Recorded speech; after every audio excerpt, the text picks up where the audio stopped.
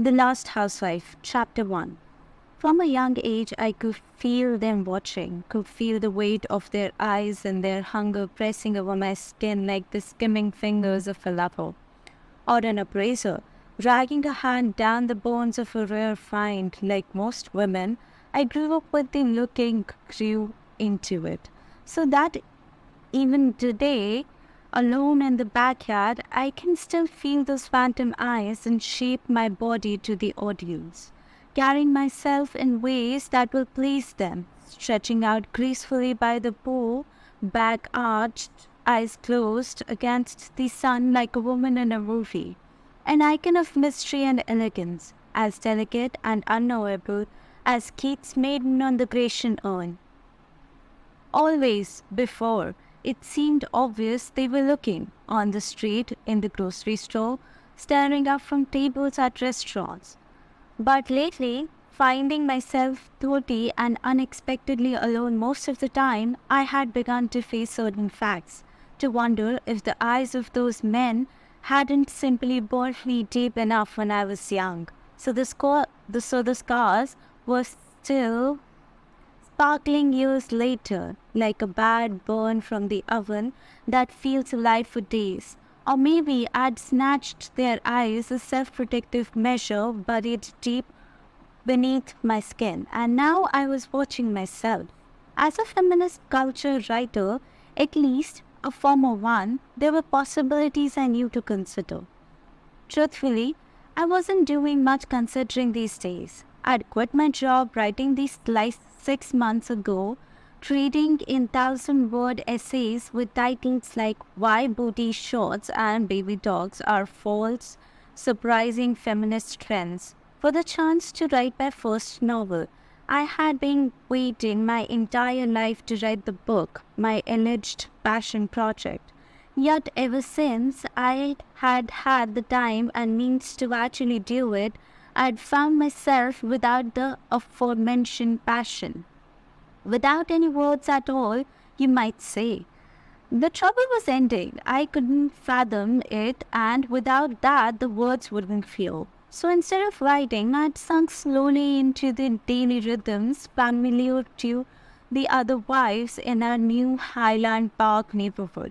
A gluten-free breakfast followed by yoga or Pilates, then lunch with the girls, shopping in person or online, dinner with the husband upon his return from work, wine and sex, maybe. But always a grand finale of quiet contemplation when the lights went out, wondering how the days of one's newly useless life could dissipate so quickly, like grains of sand through an hourglass. How, in a twist of irony, one could become a piece of art rather than an artist. Today, I was a Hockney painting, a wash and still, blue boredom, the pool in the backyard calm as a glass of water. The house behind me, ours, I suppose, massive and angular in the California style so popular here in Dallas, dramatic staircases blending the way from the back balcony at harsh angles, like the house was a person on two bent knees, begging to be loved. My husband Cal said something about it reminded him of me. He thought it would make me happy. You look happy, I reminded myself, especially from far away. I accentuated the point by smoothing sunshine yellow polish over my toenails. Chin resting on my knee like a child, I decided now was a good time as any to indulge in my favorite entertainment these last 6 months. Regrettably, but perhaps also predictably, I, like every other woman my age, had become addicted to true crime podcasts. The attraction was obvious, of morbid fascination with our own mortality. But for me, there was also this. The host of Transgressions, my favorite podcast, was none other than Jamie Knight, my childhood friend. It had been years since I had spoken to Jamie, and although I knew he had become a journalist, there was never anything else for him. It had been such a surprise to see his name in the podcast description. Such an unexpected eruption of feeling when I pressed play and heard his voice in my ears. Warm and crackling, it had touched something in me deeper than nostalgia, and while I couldn't quite name the feeling, I knew enough about it to keep my interest in transgressions a secret from other wives and from Cal. I dabbed the polish on my pinky toe and pressed play on the latest episode. He only arrived this morning. Jamie's voice called into my ears, the hills and the valleys of his inflictions as familiar as a map of home. Welcome back to Transgressions, friends. I am your host, Jamie Knight. A memory of him flashed in my mind, 17 and newly a man, scruff shadowing his jaw, grinning at me cheekily from the driver's seat as he drove me home from school. This week's motto, Jamie's voice caught, and immediately I sat straighter. He cleared his throat. It's a little close to home. Actually, that's why I'm telling you about it at all, because technically the cops haven't decided whether to rule his death a homicide or suicide. I have my suspicions and we'll get to those. But let's start with the facts. 2 weeks ago, 30-year-old Lauren Hargrove was found hanging from a tree on the edge of the D. Young Performing Arts Center on the Whitney College campus. It was her alma mater. 1 minute, I was pressing the nail brush like a fan against my toe, spreading sunshine over the cuticle. The next, the bottle spilled from my hand into the pool, golden yellow, snaking like spilled blood through the water.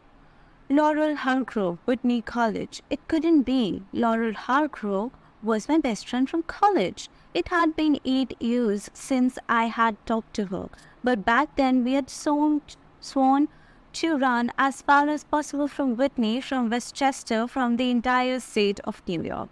And I had done it. I'd worked hard to shut the door on the past, to keep it locked fast and tight. Don't let it in, I warned myself.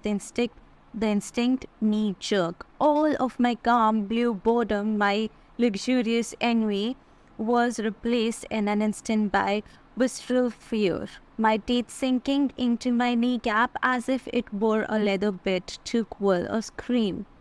Lawrence' death has all the markings of a suicide, Jamie said, his words coming faster now. According to the police report, which I am admittedly not supposed to have, she was hung by a rope, the kind anyone can buy at a hardware store. The furrow the rope created in her neck slanted verticals, breaking her hyoid bone and tearing her cartilage. Although some doctors have claimed injuries like Laurel's can occur with strangulation, you'll remember the media circus around Jeffrey Epstein's death. Most agree these type of injuries occur more often in societal hangings. I'd sworn to protect Laurel years ago. How many things could you fail at in one lifetime? I felt as though I'd plunged into the pool after the nail polish and now I was suspended underwater, pressure crushing me from every angle. Jamie Knight, of all people, kept reciting the cold facts of Laurel's death, each detail so clinical, so familiar. I shot to my feet, pressing my hands to my mouth. Laurel's death was the twin of Clementine's, our best friend from college, whose blood we both never washed from her hands. First Clem, now Laurel, 2 hangings, both on campus 8 years later. It became hard to breathe, but even in the thick of shock, I had a sudden burst, a picture of what I must look like to anyone observing. Scene: beautiful woman in the throes of grief, or a portrait of panic, all in blue. The Performing Arts Center meant something to Laurel, Jamie continued, telling me what I already knew. According to Westchester County police interview with her mother, Laurel was a theater nut and concentrated on costuming in college. Her mom said the Performing Arts Center was Laurel's favorite place on campus, and as an undergrad, she tried to live as close as possible so she could save time going back and forth from rehearsals. Yes, we had worked hard to live in Rothschild.